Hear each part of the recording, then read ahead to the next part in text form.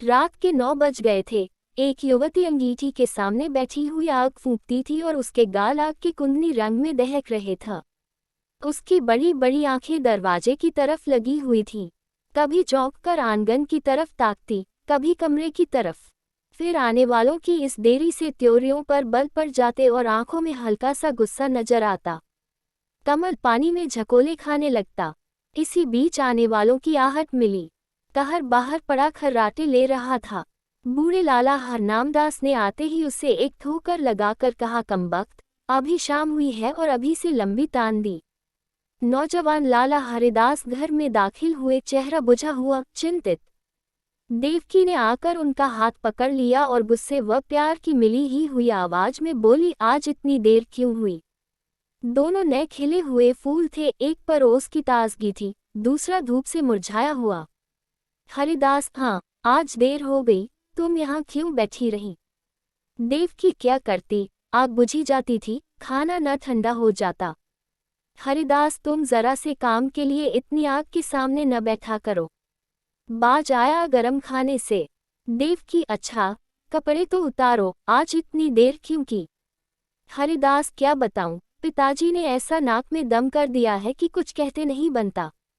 इस रोज रोज की झंझट से तो यही अच्छा कि मैं कहीं और नौकरी कर लूं। लाला हरनामदास एक आटे की चक्की के मालिक थे। उनकी जवानी के दिनों में आसपास दूसरी चक्की न थी। उन्होंने खूब धन कमाया, मगर अब वह हालत न थी। चक्कियां कीड़े मकोड़ों की तरह पैदा हो गई थीं, नई मशीनों और ईजादों के साथ। उसके काम करने वाले भी जोशीले नौजवान थे, मुस्तैदी से काम करते थे। इसलिए हरनामदास का कारखाना रोज गिरता जाता था। बूढ़े आदमियों को नई चीजों से चिढ़ हो जाती है। वह लाला हरनामदास को भी थी। वह अपनी पुरानी मशीन ही को चलाते थे, किसी किस्म की तरक्की या सुधार को पाप समझते थे, मगर अपनी इस मंदी पर कुढ़ा करते थे। हरिदास ने उनकी मर्जी के खिलाफ कॉलेजिएट शिक्षा प्राप्त की थी और उसका इरादा था कि अपने पिता के कारखाने को नए उसूलों पर चलाकर आगे बढ़ाएं। लेकिन जब वह उनसे किसी परिवर्तन या सुधार का जिक्र करता तो लाला साहब जामे से बाहर हो जाते और बड़े गर्व से कहते, कॉलेज में पढ़ने से तजुर्बा नहीं आता। तुम अभी बच्चे हो, इस काम में मेरे बाल सफ़ेद हो गए हैं, तुम मुझे सलाह मत दो। जिस तरह मैं कहता हूँ, काम किए जाओ। कई बार ऐसे मौके आ चुके थे कि बहुत ही छोटे मसलों में अपने पिता की मर्जी के खिलाफ काम करने के जुर्म में हरिदास को सख्त फटकारें पड़ी थीं। इसी वजह से अब वह इस काम में कुछ उदासीन हो गया था और किसी दूसरे कारखाने में किस्मत आजमाना चाहता था, जहां उसे अपने विचारों को अमली सूरत देने की ज़्यादा सहूलतें हासिल हों। देवकी ने सहानुभूतिपूर्वक कहा, तुम इस फिक्र में क्यों जान खपाते हो? जैसे वह कहे वैसे ही करो, भला दूसरी जगह नौकरी कर लोगे तो वह क्या कहेंगे? और चाहे वे गुस्से के मारे कुछ न बोलें, लेकिन दुनिया तो तुम्ही को बुरा कहेगी। देवकी नई शिक्षा के आभूषण से वंचित थी। उसने स्वार्थ का पाठ न पढ़ा था, मगर उसका पति अपने अल्मामिटक का एक प्रतिष्ठित सदस्य था। उसे अपनी योग्यता पर पूरा भरोसा था, उस पर नाम कमाने का जोश। इसलिए वह बूढ़े पिता के पुराने ढर्रों को देखकर धीरज खो बैठता था। अगर अपनी योग्यताओं के लाभप्रद उपयोग की कोशिश के लिए दुनिया उसे बुरा कहे, तो उसकी परवाह न थी। झुंझलाकर बोला, कुछ मैं अमृत की घड़ियां पीकर तो नहीं आया हूं कि सारी उम्र उनके मरने का इंतजार करूं। मूर्खों की अनुचित टीका टिप्पणियों के डर से क्या अपनी उम्र बर्बाद कर दूं? मैं अपने कुछ हमउम्रों को जानता हूं जो हरगिज मेरी सी योग्यता नहीं रखते, लेकिन वह मोटर पर हवा खाने निकलते हैं, बंगलों में रहते हैं और शान से जिंदगी बसर करते हैं, तो मैं क्यों हाथ पर हाथ रखे जिंदगी को अमर समझे बैठा रहूं? संतोष और निस्पृहता का युग बीत गया। ये संघर्ष का युग है। यह मैं जानता हूं कि पिता का आदर करना मेरा धर्म है, मगर सिद्धांतों के मामले में मैं उनसे क्या, किसी से भी नहीं दब सकता। इसी बीच कहार ने आकर कहा, लाला जी थाली मांगते हैं। लाल हरनामदास हिंदू रस्म रिवाज के बड़े पाबंद थे, मगर बुढ़ापे के कारण चौक के चक्कर से मुक्ति पा चुके थे। पहले कुछ दिनों तक जाड़ों में रात को पूरियां न हजम होती थीं, इसलिए चपातियां ही अपनी बैठक में मनगा लिया करते थे। मजबूरी ने वह कराया था जो हुज्जत और दलील के काबू से बाहर था। हरिदास के लिए भी देवकी ने खाना निकाला। पहले तो वह हजरत बहुत दुखी नजर आते थे, लेकिन बघार की खुशबू ने खाने के लिए चाव पैदा कर दिया था। अक्सर हम अपनी आंख और नाक से हाजमे का काम लिया करते हैं। लाला हरनामदास रात को भले चंगे सोए, लेकिन ने बेटे की गुस्ताखियां और कुछ अपने काबार की सुस्ती और मंदी उनकी आत्मा के लिए भयानक कष्ट का कारण हो गई। और चाहे इसी उद्विग्नता का असर हो, चाहे बुढ़ापे का, सुबह होने से पहले उन पर लकवे का हमला हो गया। जबान बंद हो गई और चेहरा ऐंठ गया। हरिदास डॉक्टर के पास दौड़ा। डॉक्टर आए, मरीज को देखा और बोले, डरने की कोई बात नहीं, सेहत होगी, मगर 3 महीने से कम न लगेंगे। चिंताओं के कारण ये हमला हुआ है, इसलिए कोशिश करनी चाहिए कि वह आराम से सोए, परेशान न हो और जबान खुल जाने पर भी जहां तक मुमकिन हो बोलने से बचें। बेचारी देवकी बैठी रो रही थी। हरिदास ने आकर उसको सांत्वना दी और फिर डॉक्टर के यहाँ से दवा लाकर दी। थोड़ी देर में मरीज को होश आया। इधर उधर कुछ खोजती हुई सी निगाहों से देखा कि जैसे कुछ कहना चाहते हैं, और फिर इशारे से लिखन के लिए कागज मांगा। हरिदास ने कागज और पेंसिल रख दी तो बूढ़े लाला साहब ने हाथों को खूब संभाल कर लिख, इंतजाम दीनानाथ के हाथ में रहे। ये शब्द हरिदास के हृदय में तीर की तरह लगे। अफसोस, अब भी मुझ पर भरोसा नहीं, यानी कि दीनानाथ मेरा मालिक होगा और मैं उसका गुलाम बनकर रहूंगा। यह नहीं होने का। कागज लिए देवकी के पास आए और बोले, लाला जी ने दीनानाथ को मैनेजर बनाया है, उन्हें मुझ पर इतना एतबार भी नहीं है, लेकिन मैं इस मौके को हाथ से न दूंगा। उनकी बीमारी का अफसोस तो जरूर है, मगर शायद परमात्मा ने मुझे अपनी योग्यता दिखलाने का यह अवसर दिया है और इससे मैं जरूर फायदा उठाऊंगा। कारखाने के कर्मचारियों ने इस दुर्घटना की खबर सुनी तो बहुत घबराए। उनमें कई निकम्मे, बेमसर्फ आदमी भरे हुए थे, जो सिर्फ खुशामद और चिकनी चुपड़ी बातों की रोटी खाते थे। मिस्त्री ने कई दूसरे कारखानों में मरम्मत का काम उठा लिया था, रोज किसी न किसी बहाने से खिसक जाता था। फायरमैन और मशीनमैन दिन को झूठ मूठ चक्की की सफाई में काटते थे और रात के काम करके ओवरटाइम की मजदूरी लिया करते थे। दीनानाथ जरूर होशियार और तजुर्बेकार आदमी था, मगर उसे भी काम करने के मुकाबले में, जी हाँ, रखते रहने में ज्यादा मजा आता था। लाला हरनामदास मजदूरी देन में बहुत हीले हवाले किया करते थे और अक्सर काट कपट के भी आदी थे। इसी को वह काबार का अच्छा उसूल समझाते थे। हरिदास ने कारखाने में पहुंचते ही साफ शब्दों कह दिया कि तुम लोगों को मेरे वक्त में जी लगाकर काम करना होगा। मैं इसी महीन में काम देखकर सबकी तरक्की करूंगा, मगर अब टाल मटोल का गुजर नहीं। जिन्हें मंजूर न हो वह अपना बोरिया बिस्तर संभाले। और फिर दीनानाथ को बुलाकर कहा, भाई साहब, मुझे खूब मालूम है कि आप होशियार और सूझबूझ रखने वाले आदमी हैं। आपने अब तक ये यहाँ का जो रंग देखा वही अख्तियार किया है, लेकिन अब मुझे आपके तजुर्बे और मेहनत की जरूरत है। पुराने हिसाबों की जांच पड़ताल कीजिए। बाहर से काम मेरा जिम्मा है, लेकिन यहाँ का इंतजाम आपके सुपुर्द है। जो कुछ नफा होगा उसमें आपका भी हिस्सा होगा। मैं चाहता हूं कि दादा की अनुपस्थिति में कुछ अच्छा काम करके दिखाऊं। इस मुस्तैदी और चुस्ती का असर बहुत जल्द कारखाने में नजर आने लगा। हरिदास ने खूब इश्तहार बंटवाए। उसका असर यह हुआ कि काम आने लगा। दीनानाथ की मुस्तैदी की बदौलत ग्राहकों को नियत समय पर और किफ़ायत से आटा मिलने लगा। पहला महीना भी खत्म न हुआ था कि हरिदास ने नई मशीन मंगवाई, थोड़े अनुभवी आदमी रख लिए। फिर क्या था, सारे शहर में इस कारखाने की धूम मच गई। हरिदास ग्राहकों से इतनी अच्छी तरह से पेश आता कि जो एक बार उससे मुआमला करता वह हमेशा के लिए उसका खरीदार बन जाता। कर्मचारियों के साथ उसका सिद्धांत था, काम सख्त और मजदूरी ठीक। उसके ऊंचे व्यक्तित्व का भी स्पष्ट प्रभाव दिखाई पड़ा। करीब करीब सभी कारखानों का रंग फीका पड़ गया। उसने बहुत ही कम नफे पर ठेले ले लिए। मशीन को दम मारने की मोहलत न थी, रात और दिन काम होता था।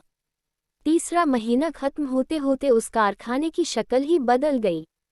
खाते में घुसते ही ठेले और गाड़ियों की भीड़ नजर आती थी।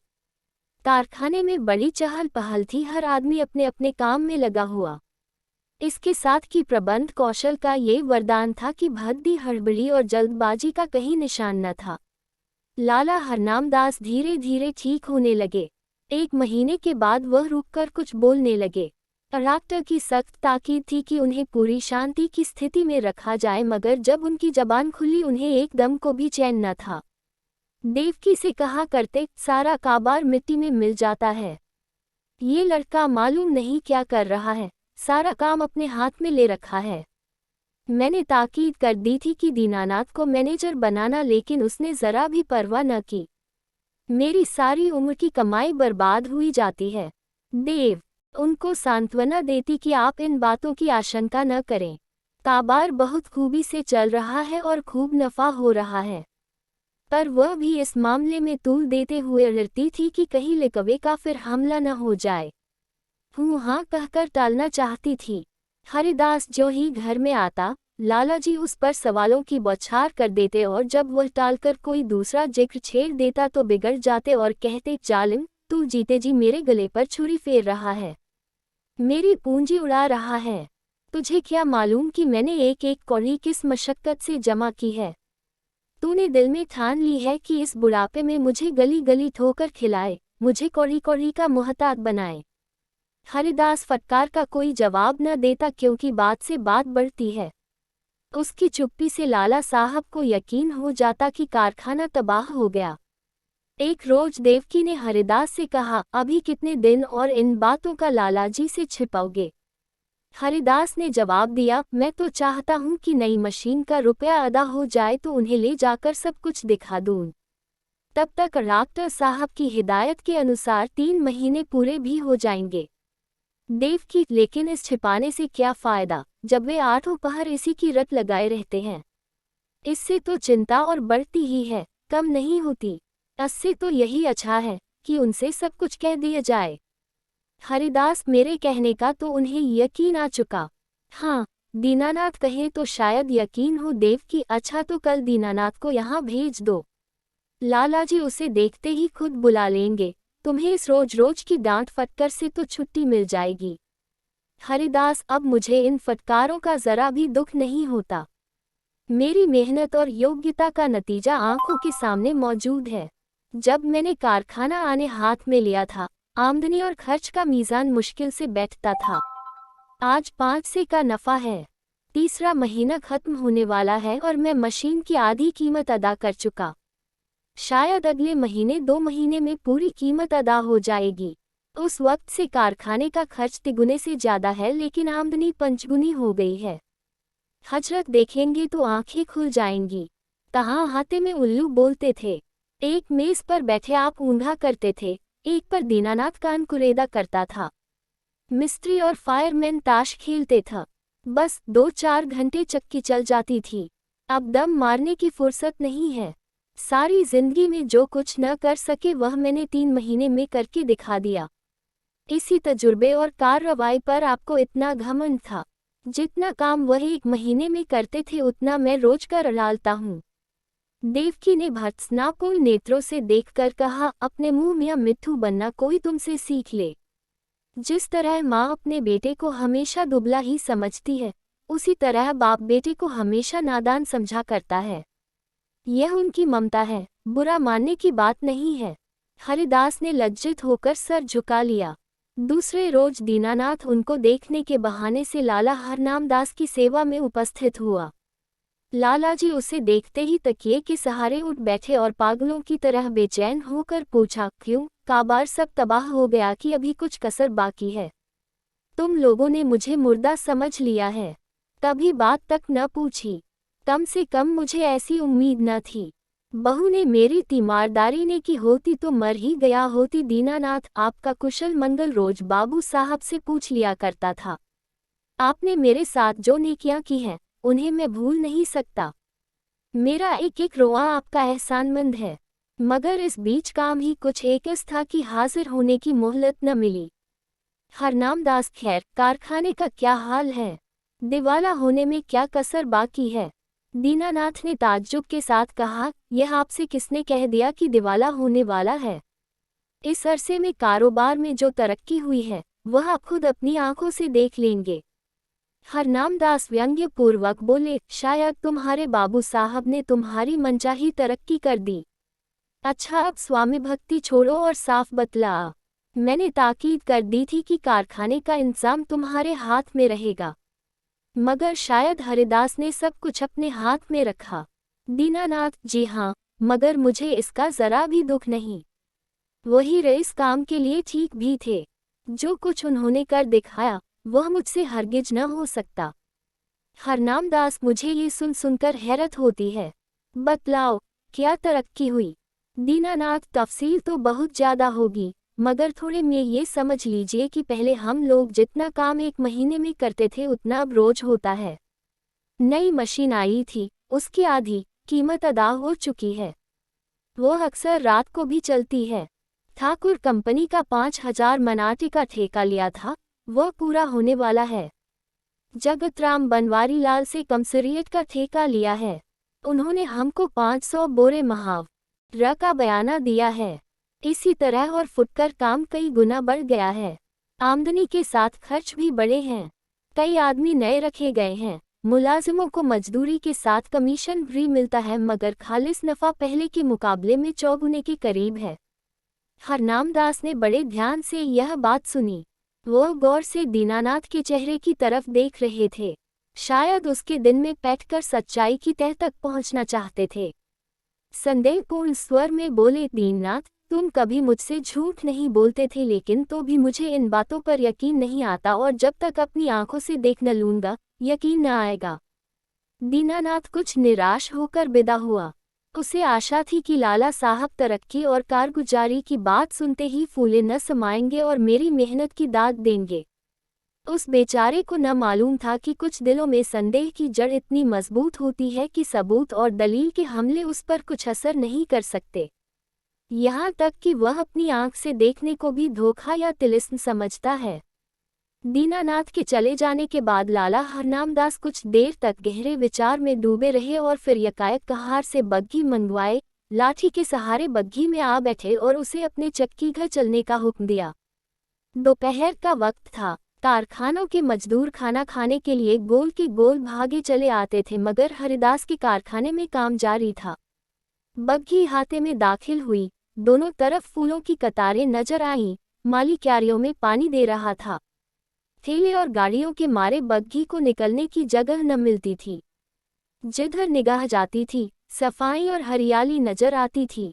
हरिदास अपने मुहर्रिर को कुछ खतों का मसौदा लिखा रहा था कि बूढ़े लालाजी लाठी टेकते हुए कारखाने में दाखिल हुए। हरिदास फौरन वही खड़ा हुआ और उन्हें हाथों से सहारा देते हुए बोला: आपने कहला क्यों न भेजा कि मैं आना चाहता हूँ, पालकी मंगवा देता। आपको बहुत तकलीफ हुई। ये कहकर उसने एक आराम कुर्सी बैठने के लिए खिसका दी। कारखाने के कर्मचारी दौड़े और उनके चारों तरफ बहुत अदब के साथ खड़े हो गए। हरनाम दास कुर्सी पर बैठ गए और बोरों की छत चूमने वाले ढेर पर नजर दौड़ाकर बोले: मालूम होता है दीनानाथ सच कहता था। मुझे यहाँ कई नई सूरतें नजर आती हैं। भला कितना काम रोज होता है, भला कितना काम रोज होता है। हरिदास: आजकल काम ज्यादा आ गया था, इसलिए कोई 500 मन रोजाना तैयार हो जाता था, लेकिन औसत 250 मन का रहेगा। मुझे नई मशीन की कीमत अदा करनी थी, इसलिए अक्सर रात को भी काम होता है। हरनाम दास: कुछ कर्ज लेना पड़ा? हरिदास: एक कौड़ी नहीं, सिर्फ मशीन की आधी कीमत बाकी है। हरनाम दास के चेहरे पर इत्मीनाना का रंग नजर आया। संदेह ने वह विश्वास को जगह दी। प्यार भरी आंखों से लड़के की तरफ देखा और करुण स्वर में बोले: बेटा, मैंने तुम्हारे ऊपर बड़ा जुल्म किया, मुझे माफ करो। मुझे आदमियों की पहचान पर बड़ा घमंड था, लेकिन मुझे बहुत धोखा हुआ। मुझे अब से बहुत पहले इस काम से हाथ खींच लेना चाहिए था। मैंने तुम्हें बहुत नुकसान पहुंचाया। ये बीमारी बड़ी मुबारक है जिसने तुम्हारी परख का मौका दिया और तुम्हें लियाकत दिखाने का। काश ये हमला 5 साल पहले ही हुआ होता। ईश्वर तुम्हें खुश रखे और हमेशा उन्नति दे, यही तुम्हारे बूढ़े बाप का आशीर्वाद है।